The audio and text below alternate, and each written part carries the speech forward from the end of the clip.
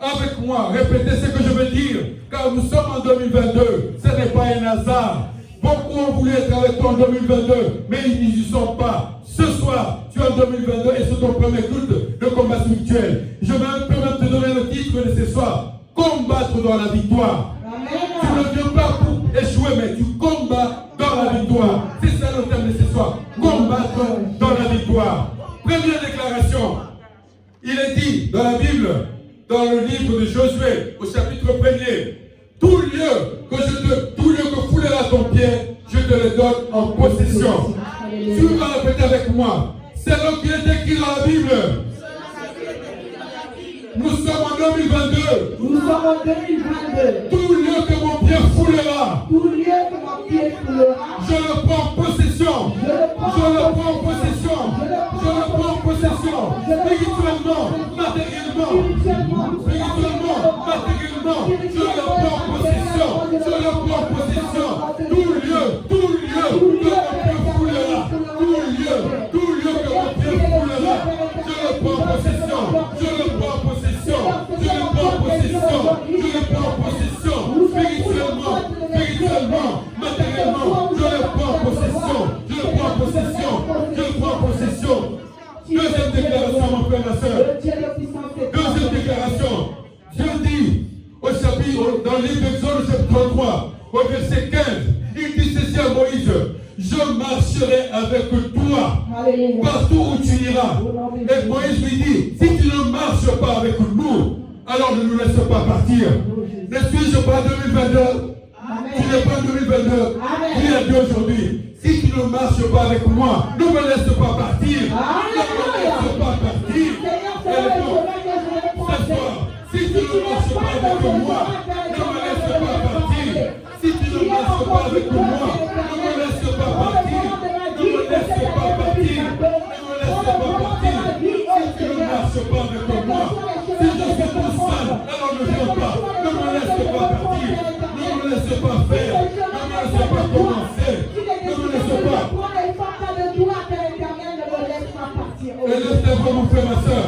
Dis-lui bien, si tu ne marches pas avec moi, ne me laisse pas partir. Ne me laisse pas partir. Marche avec moi. Selon le désir de la convoitise, oh Jésus. Bien-aimés, nous avons encore une dernière déclaration. Après, nous allons rentrer dans notre culte de ce soir. Ézéchiel 3 au chapitre, Ézéchiel 3, verset 17. Dieu dit ceci: il établit qui? Ézéchiel comme sentinelle de la maison d'Israël. Ce soir, dis à Dieu: établis-moi comme sentinelle de ma maison, de mon travail, de mon équipe, partout. Établis-moi ce soir. Établis-moi comme sentinelle. Établis-moi comme sentinelle de ma maison. Établis-moi dans ma famille. Établis-moi. Je sais établir les hommes. Établis-moi. Établis-moi, Père éternel. Nous avons l'intelligence. Accorde-moi la sagesse, Père éternel. Que je puisse être le sentinelle nécessaire dans ma prière, dans ma maison, dans mon ministère, dans mon église, dans mon couple, dans tout ce que je fais. Établis-moi, Père éternel.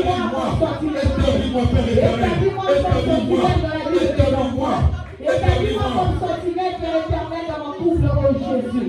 Seigneur, couvre les yeux spirituels. Amen. Oh, nous applaudissons pour notre Dieu.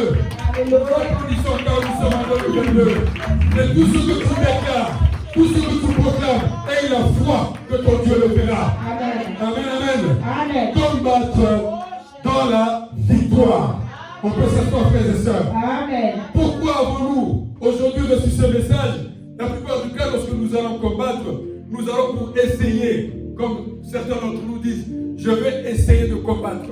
Ou alors, quand nous venons devant Dieu, nous disons, je vais essayer de prier. Mais là, change un peu ta mentalité. Commence à penser que tu es déjà dans la victoire. Et que tout ce que tu fais, c'est pour affermir, pour rassurer ta victoire.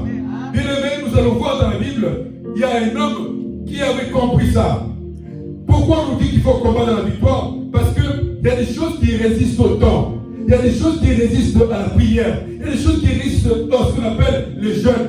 toi et moi, pour entrer en 2022, nous avons passé un long moment en jeûne et prière. Bien entendu, lorsque tu sors du jeûne et de la prière, comme il est si bien dit comme Jésus le disait, il y a des choses qui ne partent qu'après une prière et un jeûne. Est-ce que tu peux aujourd'hui, pas à moi, mais à toi-même te dire, tout ce qui m'empêchait d'avancer en 2021, qui faisait pour moi, qui était devenu pour moi, et ceux de bouler, qui m'empêchaient d'avancer, sont partis. Parce que, en général, ce qui se passe, c'est pour combattre. Je te donne un exemple tout simple, pour que tu comprennes le thème de ce soir. Si on prend un enfant de 5 ans, on lui dit de soulever ça, tout le monde dit, oh non, non, il ne pourra pas. Il n'a pas suffisamment de force. Mais toi et moi, si on nous dit de soulever ça, nous avons suffisamment de force pour le soulever. Pourquoi? Parce qu'en nous, il y a les muscles, en nous, il y a la force. Alors pour combattre dans la victoire, tu dois savoir qu'est-ce qui en moi me permet de gagner ce combat.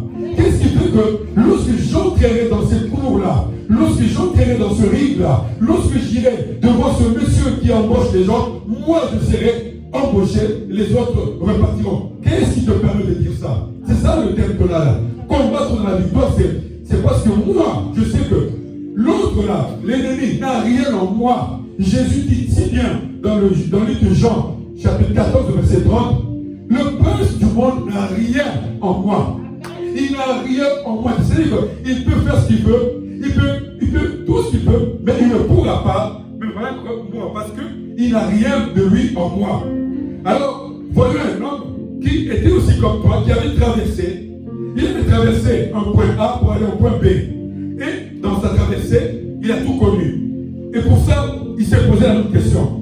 Qu'est-ce qui est de l'ennemi qui reste encore en moi, qui m'empêche d'avancer? Genèse 31, verset 22 à 32. Genèse 31, et nous aimerions que ce culte ne soit pas un culte où je parle, vous m'écoutez, mais où tout le monde participe, s'il te plaît. Alors, que quelqu'un se lève et lise ce texte sans qu'on l'indique, on exige de lui la lecture.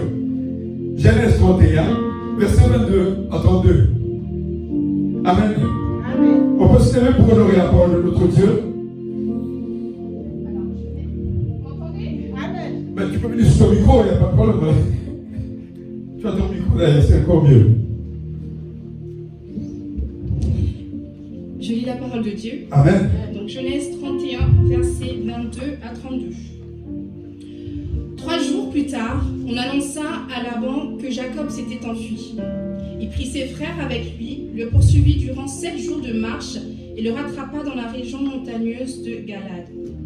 Cependant, au cours de la nuit, Dieu apparut en rêve à Laban, l'araméen, et lui dit : « Garde-toi de parler à Jacob, que ce soit en bien ou en mal. » Verset 25. Laban rattrapa donc Jacob alors que celui-ci avait planté sa tente sur la montagne. Laban planta aussi la sienne avec ses frères dans la région montagneuse de Galade. Verset 26. Alors Laban dit à Jacob : « Qu'as-tu fait? Pourquoi m'as-tu trompé et emmènes-tu mes filles comme des prisonnières de guerre? Pourquoi as-tu pris la fuite en cachette et m'as-tu trompé au lieu de m'avertir? Je t'aurais laissé partir au milieu de la joie et des chants, au son du tambourin et de la harpe. » Verset 28. Tu ne m'as pas permis d'embrasser mes petits-enfants et mes filles. Tu t'es comporté de façon stupide. Verset 29.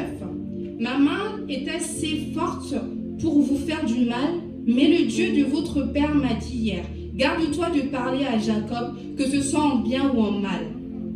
Et maintenant que tu es parti parce que tu languissais après le foyer de ton père, pourquoi as-tu volé mes dieux? Verset 31. Jacob répondit à Laban : c'est que j'avais peur. Je me suis dit que tu m'enlèverais peut-être tes filles. Quant à celui auprès duquel tu trouveras tes dieux, qu'il cesse de vivre. Devant les membres de notre parenté, reconnais ce qui t'appartient chez moi et prends-le. Jacob ne savait pas que Rachel les avait volés. Parole du Seigneur. Amen. On peut s'asseoir, on applaudit pour la parole de Dieu. Amen. Là, je voudrais tout simplement que tu soulignes quelque chose au verset 32. Écoutez maintenant ce que dit Jacob. présence de nos frères, examine ce qui t'appartient chez moi et prends-le. C'est-à-dire que ce soir, tu dois demander à celui qui t'embête, qui t'empêche d'avancer, qu'est-ce qui t'appartient en moi? Viens le prendre. Mais en tout cas, laisse-moi combattre dans la victoire. Laisse-moi avancer. Ici, nous avons l'histoire d'un homme qui est en train de fuir. Il fuit quoi? Parce qu'il est victime de ce qu'on appelle la jalousie. Il est arrivé sans rien. Il était parti pour vivre avec son homme. Il s'est retrouvé avec 2 femmes. Quand vous lisez, vous continuez l'histoire, il se retrouve avec 4 femmes. Cet homme est en train de fuir parce que tout le monde veut le tuer. On dit que voilà, il a abusé, il est devenu plus riche. Quand tu lis au début du chapitre 31, à un moment donné, il dit qu'il n'y a plus de solution parce qu'il a entendu dire qu'on allait lui faire du mal. Il prend sa femme, ses enfants, il fuit. Mais en courant, Dieu qui est toujours bon, sait pourquoi il est en train de fuir. Qu'est-ce qu'il fait? Il prévient ceux qui sont en train de le poursuivre. Il leur dit ne touchez pas à cet homme-là. C'est comme toi. S'il a voulu que tu rentres en 2022, c'est qu'il a dit à tous tes ennemis, à tous les sorciers du quartier, de ta famille, de côté paternel, côté maternel, de ton collègue de travail qui ne t'aime pas, il leur a dit, touche pas à ma fille. Elle doit rentrer en 2022. Touche pas. Laisse-la rentrer en 2022. Et ils sont tous, ils sont comme le chien, ils se sont cachés. Tous, ils ont arrêté de t'embêter. Tu es rentré en 2022. Voilà qu'en 2022, ils reviennent encore. Et là, ils reviennent, ils disent que, la fois c'est, prends le verset 29, il dit, ma main est assez forte pour vous faire du mal. Le galaphone, permettez-moi de ceux qui ne comprennent pas, je vais dire un gars. Le beau qu'on a égo ça le mabe. Donc c'est-à-dire qu'il se place au niveau de Dieu. C'est-à-dire que moi que tu vois là, je peux tellement te faire du mal. Et tu vas voir pourquoi je vais te faire du mal. Il dit ça pourquoi? En lui, il pense que dans Jacob, il y a des choses qui lui appartiennent. Vous savez que quand on met plus et plus, ça s'annule. Moins, ça s'annule. Mais quand on met plus et moins, là ça change. Ici, il est en train de parler d'une chose tout simple. Lorsque vous avez l'aimant n'attire que du métal. Et là où il n'y a pas de métal, ça ne va pas attirer.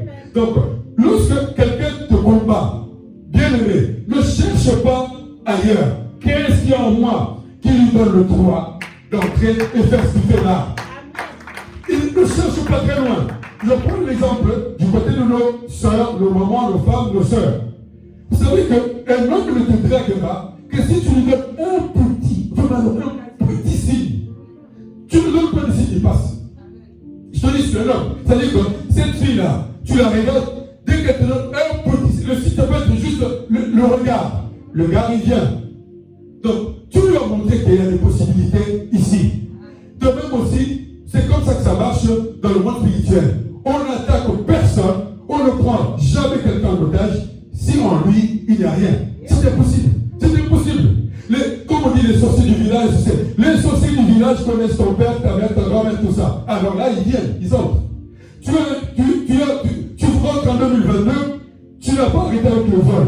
Tu crois vraiment que lorsque tu vas aller devant quelqu'un pour dire voilà, aujourd'hui je vais chasser l'esprit du vol, ça va partir? Mais chasse d'abord le vol qui est en toi. Donc, nous allons entrer dans une dimension cette année où on va d'abord beaucoup scruter ce qu'on a en nous. Qu'est-ce qu'il y a en moi qui fait que l'autre commence à me combattre? On ne combat jamais quelqu'un si on n'a rien de commun avec lui. 2 équipes de football ne jouent bien que s'ils sont de même niveau. On ne peut pas prendre Barcelone et faire jouer avec l'équipe amateur de Marseille. Non. Barcelone est à jouer avec Paris Saint-Germain. C'est le même niveau. C'est exactement la même chose aussi dans le combat spirituel. Tu ne mèneras jamais de combat parce que le diable te connaît mieux que Dieu. Il sait tout. Et quand il vient, il ne regarde que ce qu'il y a à lui. Ah, qu'est-ce qu'il y a à moi là? Ah, là, il y a une publicité. Oh, il n'y a pas de problème. Je vais chercher une femme pour lui. On va voir ce qu'il va te dire. Avec ses prières à la con là. Il prie tous les jours, il prie. Je chasse. Il a encore la publicité. Il envoie les publicités. Le gars, il revient, il quitte Dieu. Ah, le gars, oui, tu sais, celle-là, elle est dans le commérage. Celle-là est dans le d'accord, c'est pas grave. On va lui préparer quelqu'un, elle va faire du commérage, et puis à la fin, il va se dire qu'il y a un procès pour diffamation. On lui cote. C'est comme ça que ça marche. Alors, nous allons voir que quelqu'un avait compris ça. Prenons 1 Samuel 7. 1 Samuel 7.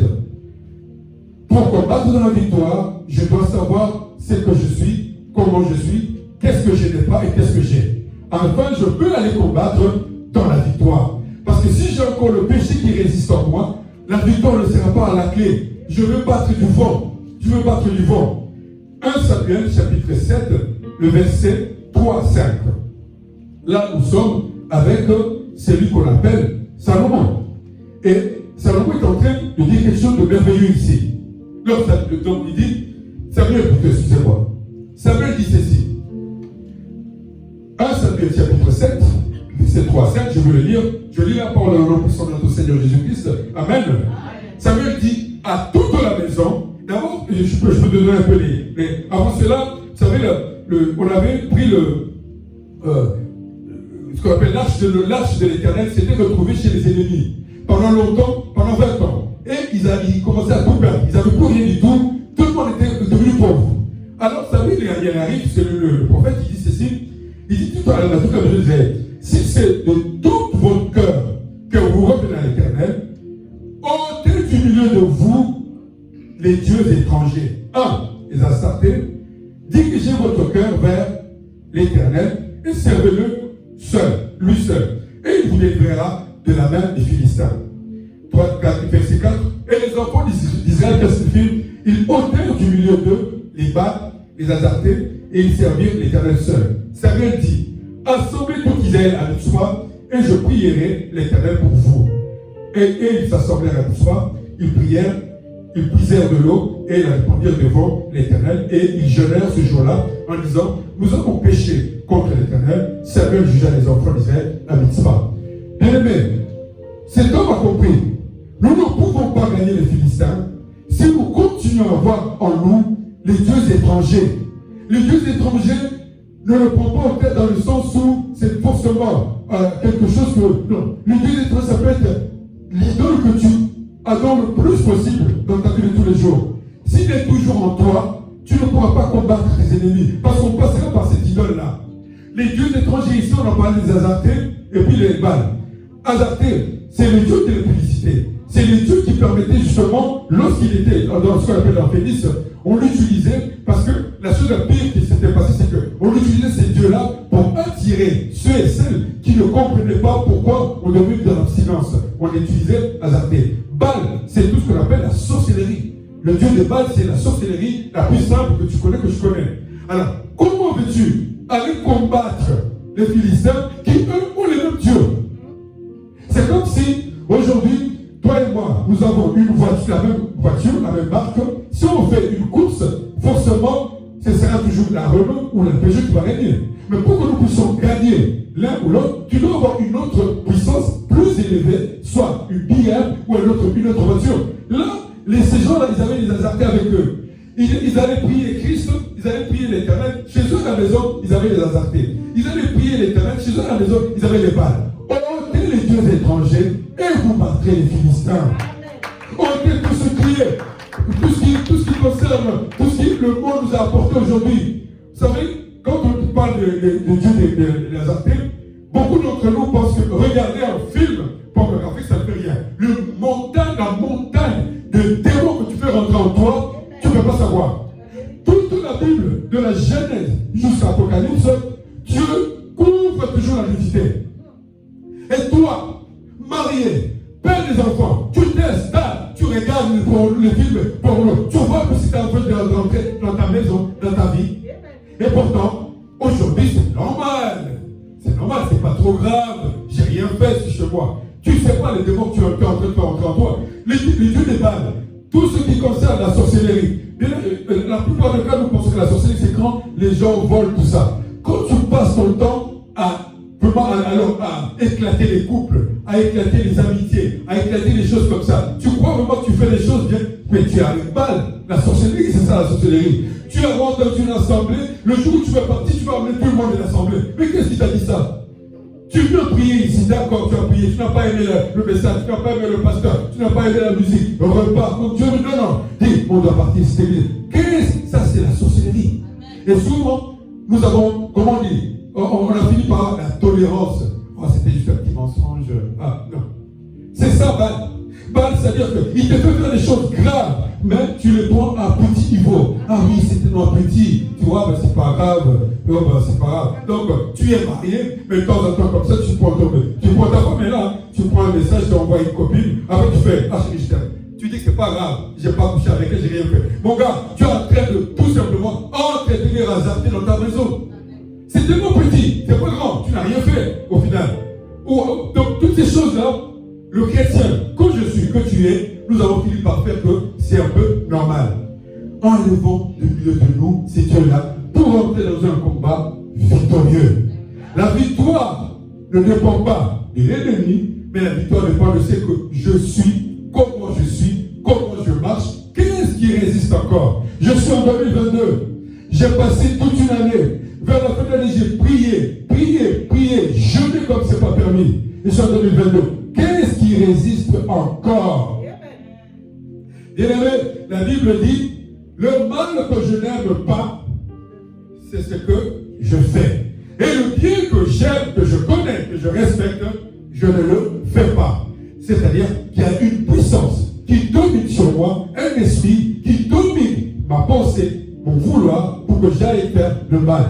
Quelle est cette puissance-là qui est en toi, qui est en moi, qui nous fait cela? Voilà, combattre dans la victoire. C'est savoir qu'est-ce qui m'empêche d'aller d'être plus fort que mon ennemi. Qu'est-ce qui m'empêche d'être plus fort que l'échec? Qu'est-ce qui m'empêche? Parce que si tu vois toujours pour couper les liens, chasser les démons de famille, au bout d'un moment c'est facile, ça veut dire que toi tu es clean, comme on dit en anglais, toi tu es propre, toi tu es vraiment le mec le plus, ou la femme la plus vraiment alors ultra droite. Non, il y a certainement quelque chose qui donne à l'autre en face de toi le pouvoir de faire de toi ce qu'il veut. Alors bien aimé, nous allons nous lever et nous allons prier.